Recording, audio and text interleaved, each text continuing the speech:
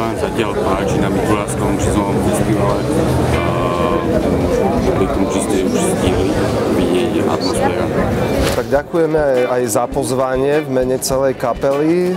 Došli sme pred 2 hodinkami, mali sme tu možnosť vidieť našu spriaznenú kapelu z Bratislavy Talent Transport, čo som veľmi rád, že ste pozvali aj ich, pretože sa mi to zatiaľ nepodarilo dostať sa na ich koncert, čiže pri tejto príležitosti som si splnil aj taký ďalší sen a to sú zatiaľ moje také dojmy. Myslím si, že miesto je v poriadku, veľmi pekné publikum, atmosféra, vyzerá to celkom fajn. A ako sa vám teda páčil Talent Transport? Talent Transport poznám už z ich videí, ktoré vyšli prednedávnom na YouTube, čiže už som vedel, čo zhruba môžem čakať, akurát, že tie ostatné veci som ešte nepočul, takže som rád, že som to počul a samozrejme, že tejto kapele nesmierne fandím, lebo sú to naozaj akože parádni muzikanti. Veľmi som sa opýtal celkom základ, že ako vzniklo Provizorium. Provizorium vzniklo asi pred 35 rokmi a funguje až do dnešného dňa našťastie. A akurát tatko nám tu nechal kopec materiálu, ktorý teraz hráme. Čiže vlastne mám tú česť, že môžem si tieto veci spievať a vzniklo to na základe nejakého dobrého nápadu a tých spriaznených tiež kamošov, ktorí došli a hrajú to so mňou. Takže niekedy rok dozadu sme sa takto dali dokopy a zatiaľ to ide. No. A hrávate prevažne teda z posledných, alebo teda najnovších posledných albumov vášho otca? Nehráme, není to tak, hráme vlastne prierez, začíname, keby som išiel chronologicky, alebo respektíve v tej časovej osi, tak začíname niekde Modrým vrchom a končíme príbehom, čiže vlastne niekde v strede a sme vyberali podľa toho, čo sa nám zdalo byť na koncert vhodné, čo je živé a je tak ako divácky vďačné, takže podľa toho kľúča nejak, čo nám tak sedelo a čo sa nám páčilo, tak podľa toho sme vybrali ten playlist. A neuvažovali ste aj nad tým, že spracovať nejaké nedokončené veci alebo začať robiť vlastné veci na štýl odkazu vášho otca? Tak ja si robím svoje veci priebežne, akurát, že tento projekt je nastavený presne na toto, čiže miešať do toho teraz nejaké vlastnú tvorbu sa mi nezdá byť veľmi vhodné, čiže vlastne držíme sa týchto pôvodných provizóriových kompozícií a teraz nejakú formáciu akurát vymýšľam, kde by som si spracoval tie svoje veci, ale bude trochu iná, ako je táto. Ako by ste možno charakterizovali súčasné publikum, že sú to ľudia mladší alebo starší, teda tí, čo si chcú pripomenúť vášho otca, alebo tí, čo... Je to velice široké spektrum, má to publikum našťastie, chodia tam mladí ľudia, niektorí aj možno 20-roční, až teda po tých pamätníkov, takže to máme aj tiež takú výhodu, aj šťastie v tom, že ad jedna sa prídu pozrieť tí ľudia, ktorí nezažili ešte tatka, ale poznajú tú hudbu, alebo prídu zase nejakí pamätníci, ktorí sa chcú pozrieť, že jak to spievam ja, takže je to také zoširoka.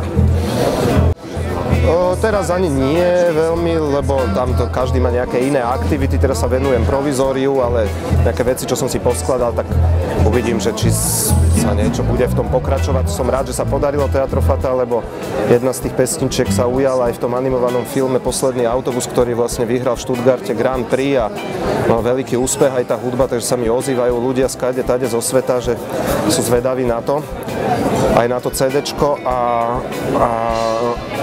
takže Teatro Fatal spí a keď bude sa mať zobudiť, tak sa zobudí.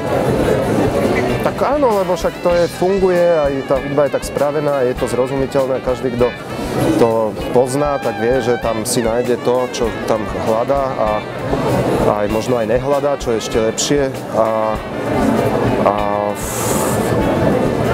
určite sa zmenila tá doba rapidne, lebo trošku je, myslím si, že ten poslucháč potenciálny aj divák, že je tak presítený, že má strašne veľa možností, strašne veľa veci a na počúvanie, čiže je ťažko selektovať niekedy,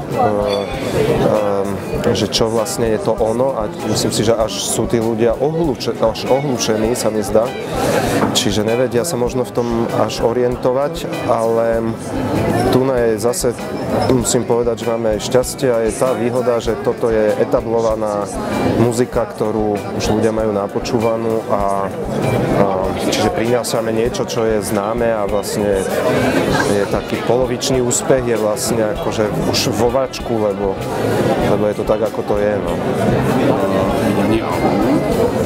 Že by ste plánovali s Provizoriom? Áno.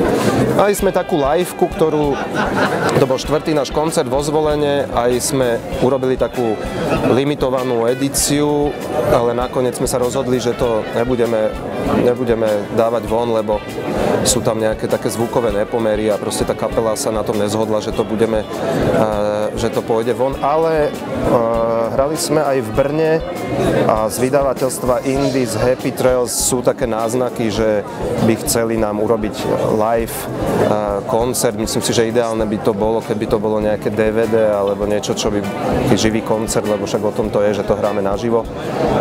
Tak snad sa to podarí. No, nebazírujem na to, není to moja nejaká taká vízia, nezačal som to robiť kvôli tomu, aby som nahral album, lebo to je spravená muzika, ktorá je nahratá a je nahratá dobre, ale také DVDčko možno by malo zmysel, no. Tam ešte v tom zmysel. Stojí edícia albumu,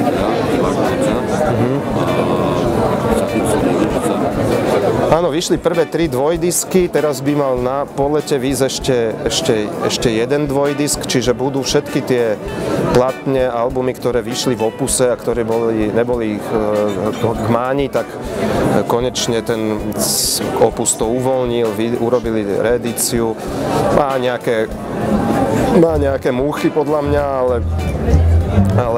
ale je to vonku a je to fajn, lebo tí ľudia zase sa k tomu môžu dostať, môžu to počúvať ako celok, lebo tak to bolo koncipované ako hotové veci, ktoré mali nejaký zmysel ako platne a keď si to človek púšťa z YouTube, tak je to trošku mimo kontextu, takže každý ten jeden album, keď je jednotlivo a solo, tak si myslím, že ten pohľad na tú vec je potom trošku iný a vlastne hlavne ten pôvodný zámer vlastne tým je naplnený, takže to je veľmi dobré, že ten opus konečne dal von.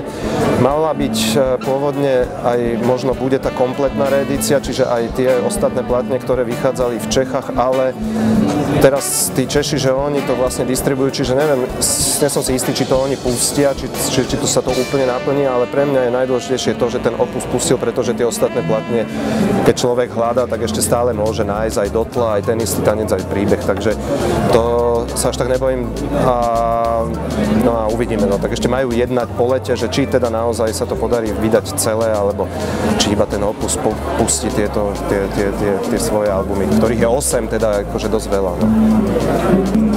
Či sa im to uplatí, alebo či sa im to Áno, lebo tak ten CD trh je taký celý teraz taký v kríze. Virgin skončil, vo Viedni, všetky tie obchody, veľké megastory, čo boli s CD-čkami, vlastne pokrachovali. Veľa vecí sa sťahuje, veľa vecí sa dáva na MP3, dá sa sťahovať cez iTunes a tak ďalej, čiže ten trh sa kompletne prevrátil na ruby a samozrejme žiadne menšie vydavateľstvo ani dokonca ani niektoré väčšie a takto nevedeli si predstaviť, že by vydali nejaké súborné dielo 13 albumov, pretože to je na výrobu finančne náročné a to no tak, takže vždy vlastne, aj keď boli také nejaké signály, tak nakoniec to išlo do stratené.